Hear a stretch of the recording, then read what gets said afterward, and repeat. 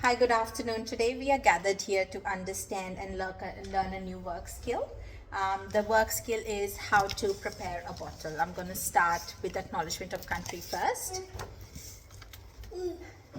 We are World of Learning. We gather today in this special place to continue our learning journey together. We acknowledge Aboriginal and Torres Strait Islander people as the traditional custodians of the land upon which we meet. We pay our respect to the elders of the past, present, and future, and acknowledge their spiritual connection to country. Thank you, land. Thank you, sky. Thank you, friends. Thank you, me. Woman check-up, both of you. So we've got two learners here who are going to learn a new skill that I'm going to demonstrate today. First, I'm going to explain to them how what the topic is. The topic is bottle preparation, so providing, storing, and preparing bottles for young infants. And we're going to talk about the emergency evacuation process in case something happens during our training process. So there is an emergency exit here and there, and something happens. This is going to be a 30 minutes presentation with no breaks. However, if you want to bring in a drink bottle, you can. There will be no toilet breaks in the middle. I will start off with the learner's role in early childhood and how crucial it is for children during the first 5 years. Just give me 1 second. So we'll talk about the role in our early childhood, as we all are educators and we work to the children for their betterment. It is very crucial to understand how the first 5 years are very important in a child's life. You need to use correct procedure, how to provide, how to store, and how to prepare the drink bottles depending on their own requirements. As mentioned in the early years learning framework, I've also done a handout here for the center's policy and the early years learning framework, and how it emphasizes the importance of correct procedure to be used to provide them milk.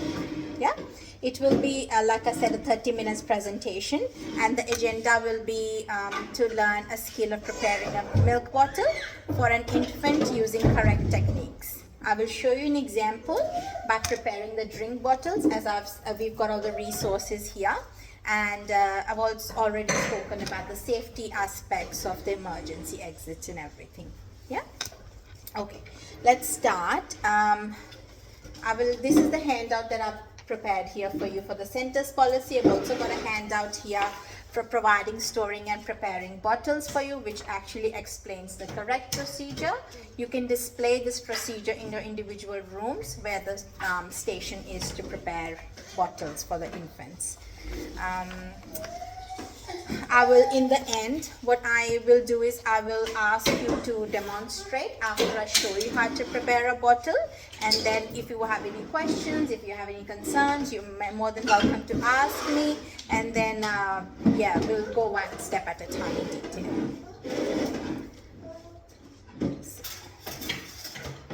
All right, let's get started.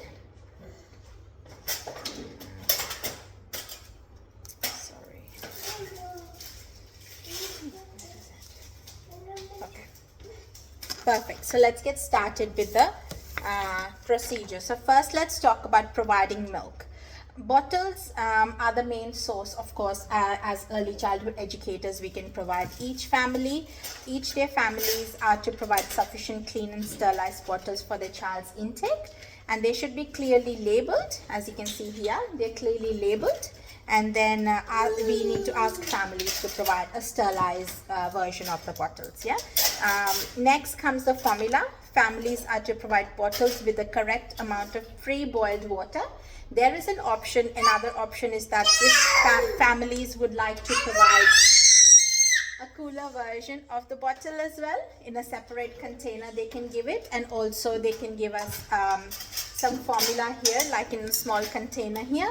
Otherwise, we've got kettles here. We can boil the water, cool the water down, and then we can, according to individual child's need, we can provide them the bottle. Breast milk is another option, usually in breast storage bags. The families are each day families are to provide sufficient fresh or frozen breast milk for the child's intake. Breast milk must be clearly labeled with the child's name and the date to be used. Third option is the cow's milk. Families may provide their child bottles of cow's milk. It needs to be clearly labeled with all the details mentioned. However, we've also got an option here that we can keep a bottle of cow's milk with a date and use by date and expiry date, and when the bottle was opened in the fridge to provide the children. Next step comes, let's talk about storing the milk bottles. Now, storing the milk in the main body of the fridge, not in the fridge door. So there is one component in the left hand side of the fridge door. Our motive is to store the bottle correctly. We need to store in the main body. Okay. Breast milk, always store breast milk at the back of the fridge, not the front of the fridge. Yeah. Bottles should be placed on a non-slip tray or basket on the lower shelf to avoid being knocked over. So what happens is, if for example you put on the top shelf and then if you open by chance, it can trip over, and because of the height the milk can spill. So it's best option, if the bottle has milk provided by the family, we put it at the bottom, so that even if it falls down, it doesn't leak. The teat covers should be placed when not in use. So this is the teat cover, as you can see, and then we need to place it every time. Next, let's talk about preparing milk and heating milk. There needs to be 2 educators who check the label on the breast milk bottle to ensure the infant is receiving the correct bottle. So usually families provide breast milk bags instead of bottles because it's easier to freeze the bag rather than bottle, because bottle has a high chance of cracking if you put it in the freezer. So 2 educators, if you 2 are in the room, both of you check the date, the name labeled, and when it was, because breast milk can get off very easily. Infants can drink breast milk either straight from the fridge if it's thawed, if it's not frozen. However, if the family prefer the breast milk to be warm, bring to an appropriate temperature using water or bottle warmer for no longer than 10 minutes. So this is an example of a bottle warmer where families can, where you can thaw the breast milk and make it a little bit warm. We can gently roll or shake the milk before using. It has been separated only because breast milk can form layers of milk because it's natural form.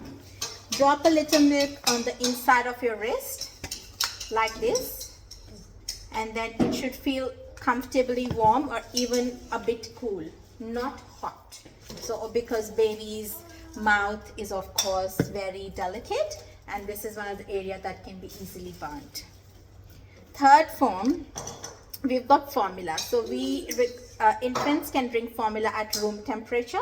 So what happens is that we obviously ask families to provide measured formula in containers. So this is the perfect example of a formula box where it says 150 mils of water.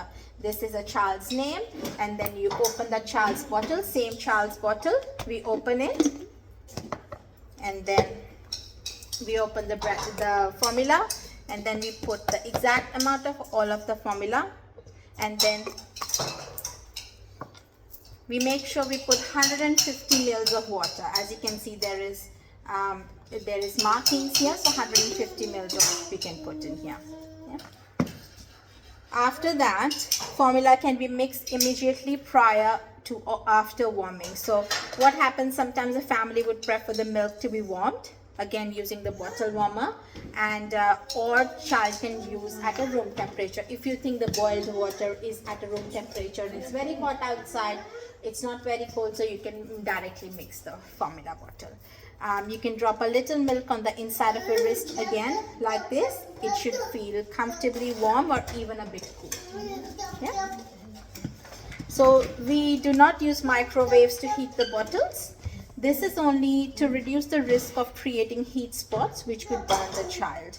So to avoid the BPA being released into the bottle and to avoid destroying the immunological properties of breast milk. So as you can see, every bottle, these bottles have plastic in it known as BPA. So when you microwave these plastics, the BPA material can go in the milk, and then of course breast milk can can get warm or can get hot very easily as compared to other, because it's very light.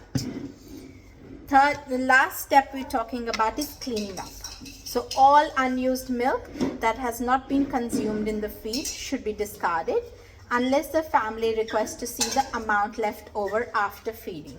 So usually what happens is when you give the bottle to a child and then little bit of milk is left over, you ask the family, would you like to see how much milk is left over? Because sometimes they're keeping a track of the baby's milk requirements and what their needs are. So usually you put the milk. Best practice is to chuck the milk and wash the bottle and give it to them to take it home. Do not refreeze or reheat the breast milk or formula, only because it damages the properties of the milk that is provided. After use, all bottles and teats should be rinsed in cold water and sent home to be washed and sterilized. So breast milk, cow's milk and formula will be prepared in accordance with instructions that are provided by the family. So that's the process of providing, storing and preparing milk bottles as provided by the families. Do you have any questions for me before we move on to the next section? No? Okay. Thank you. So now I'm going to move on to food handling and safety center policy. So this is the policy document that I was talking to you about. And these are the handouts that I will give it to you by the end of the training. What you need to do is, I'm going to read a few bits and pieces, the important information, and then we'll practice that in real life, how it looks like. So as we work for a company, there needs to be some center handling and center safe policy to be followed. We need to reflect the food safety standards for Australia. So we need to follow very strict food handling and safety center policy, because we work with the children, and young infants are very prone to catching new diseases if we don't follow correct process. There are some strategies and policies that reflect the food safety standards for Australia. We need to reinforce consistent food safety practices in the service, reduce the risk of potential foodborne illnesses, identify potentially hazardous food. They are regularly reviewed, and we comply with the legislative requirements while maintaining a flexible approach to meet the best practice. Next is, as center managers or as trainers, we need to provide all team members with food safe and hygiene information to read, both on induction and throughout the year. So as you can see, today is your first day of work, and we are doing your induction throughout the process. So usually it is done on the first day and throughout the year, by ensuring that it is maintained in full swing. We also put visual reminders. So this is one of the visual reminders that we usually put it near a bottle feeding station. There are hand and hygiene processes to be followed as well. As you can see here, I'll show you, sorry. So this is the color gloves. So this blue color, that's the gloves that we need to use in preparing the bottles. We must wear gloves at all times when serving food to the children in our care. We remember that gloves are not substitute for clean hands, and hands must be cleaned prior to the placing on the gloves and again on their removal. Team members should also be aware of that gloves must never touch food directly when serving directly to the children, and that food utensils must be used like tongs or serving spoons when we're serving food. But here, while we're talking about the milk, so we need to make sure we hold the bottle, like if you're wearing gloves, we hold the bottle from here, and then we don't directly touch the milk or water with our bare hands or even gloves. So we'll talk about handling of food. So because food, this is one of the food that children, babies drink. Okay, so let's talk about team members must also ensure that they wash and dry their hands. Wearing jewelry will make it harder to clean hands effectively, and will require extra attention. We need to leave the preparation area if we are not ready. We need to take the jewelry off, or if there's a cut or a wound, you must be completely covered by a waterproof dressing before we start serving children the milk. Yeah. Next, let's talk about we should also take reasonable measures not to handle surfaces that directly come in contact with germs. So, and then we need to change or wash our gloves regularly. We need to have a hygiene poster. As you can see behind you, says there's some posters, hand hygiene and everything as well. Yeah. Next, let's talk about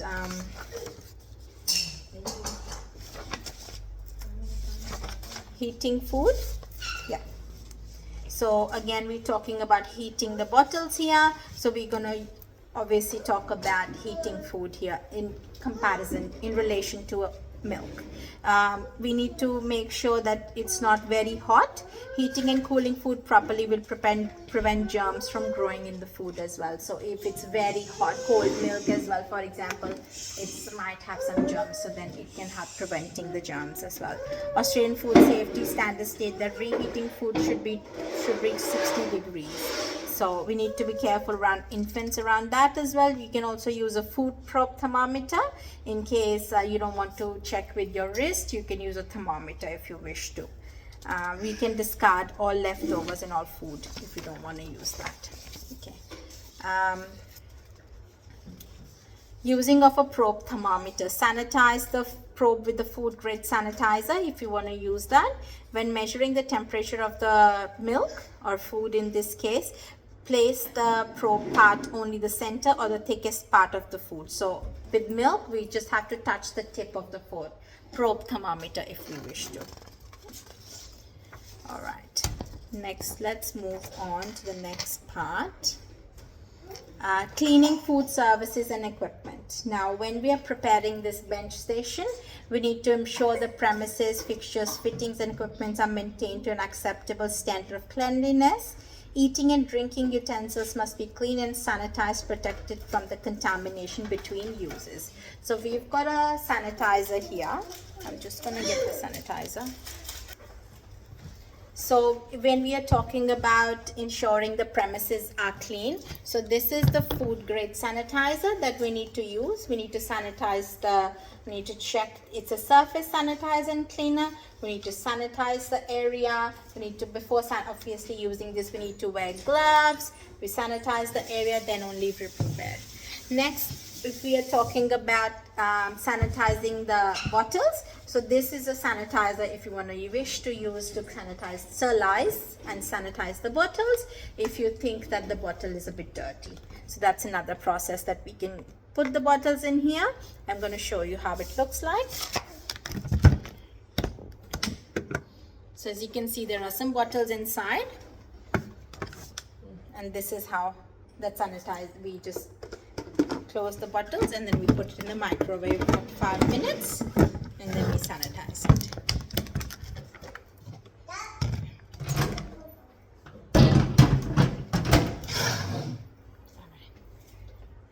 Next, we need to make sure bench, shelves, sink, hand wash basin and cupboards must be clean and tidy around where the bottles are prepared. Like I said, infants are very prone to diseases, so it's an easy way to catch more diseases if we don't make sure the preparation area is clean and hygienic.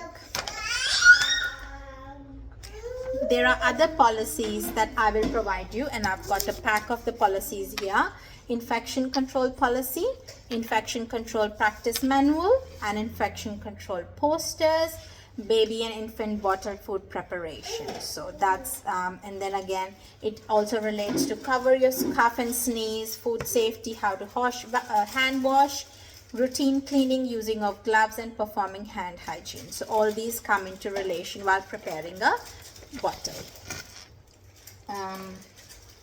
Now, after giving you a demonstration of how to prepare a bottle, so I'm going to show you that with all the resources, and then if you have any questions you can ask, and then what we're going to do is we're going to one by one you both can show me how to prepare a milk bottle if you wish to. Yeah. All right. So these are all the resources. We've got So we're gonna pretend this is the water that we're gonna prepare a formula bottle. So I'm gonna put some water inside. So as you can see, measured how much water. So first we're gonna put the formula, and then it says 150. We're gonna put the water inside, check it's 150, put the lid back on, do this, and then we're gonna check if it's warm and then give it to the child. One step, if you're gonna use cow's milk, we're gonna take cow's milk, put this inside, measure how much the child wants, for example 200, put the back on, put this in the bottle warmer and turn the bottle warmer on. So bottle warmer has a timer in it. It's going to beep or it's going to turn off itself when the bottle is warm enough. Another process is breast milk. So if a parent gives breast milk, this I'm going to assume this is not a frozen breast milk, so I can use it. Again, open the bottle. You're going to put the milk inside this. How much breast milk the parents want. If they want the whole packet, we're going to put the whole packet in it. Slightly shake it, and then we're going to put it in the bottle warmer. So we've got another bottle warmer here. Turn the bottle warmer on and let it warm.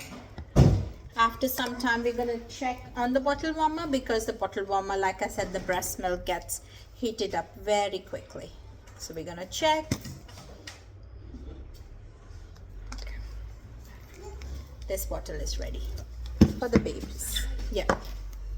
Next, now the readiness for assessment will be assessed, and if you have any questions, you can please ask, and then I will also in the end give you a feedback form to fill out. If you can please let me know how the training went, and if you have any other questions that I can help you and support you with during your training process.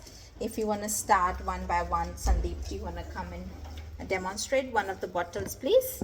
How to make. So you can choose any bottle you wish. So this is this one, and I'm going to make formula.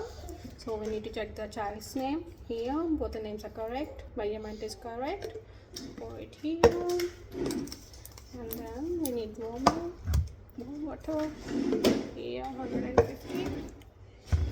And we need to put the lid on, and then we can open this one and we can give it to child. So once the child will finish, we need to put the lid on. That's it. And same with the cow milk.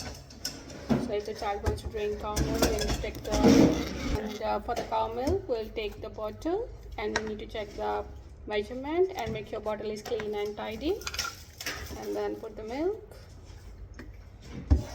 And we need to put the lid on, and then put this one here, and we need to put it for the warmer, turn it on, and Yeah. once it is warm enough, we can give it to child. And we need to check the temperature on our wrist. Yeah. So this is 12. Yeah. And same with the breast milk. Yeah. We need to check the breast milk. And again, check the child's name on the packet and on the bottle. Then pour it here and put the lid on.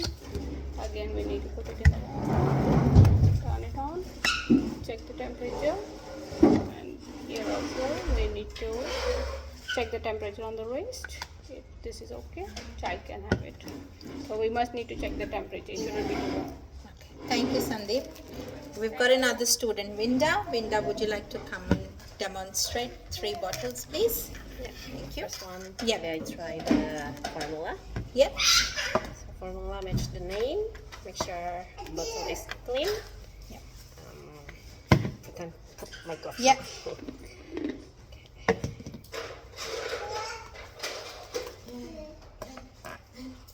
the formula inside. And water.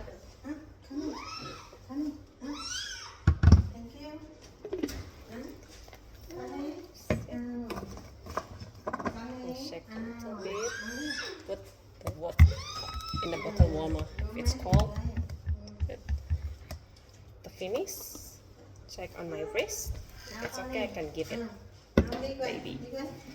So the second one, sorry, the second one will be cow's milk. We'll pretend probably 200. So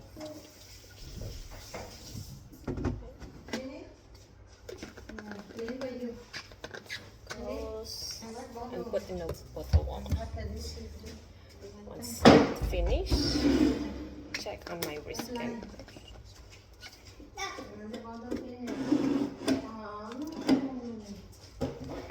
And breast milk. Match the name.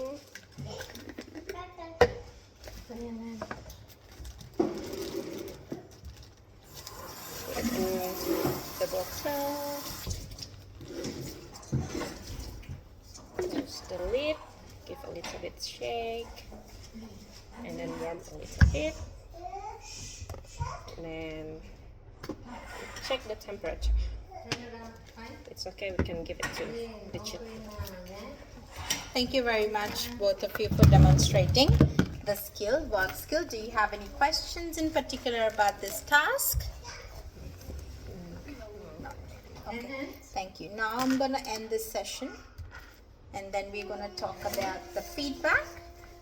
So I can see that both of you did a great job in preparing the bottles, considering this is your first time working in this industry on this, and you're fresh graduate and you're learning how to work with babies, and I can see that you do have a skill of preparing the bottle.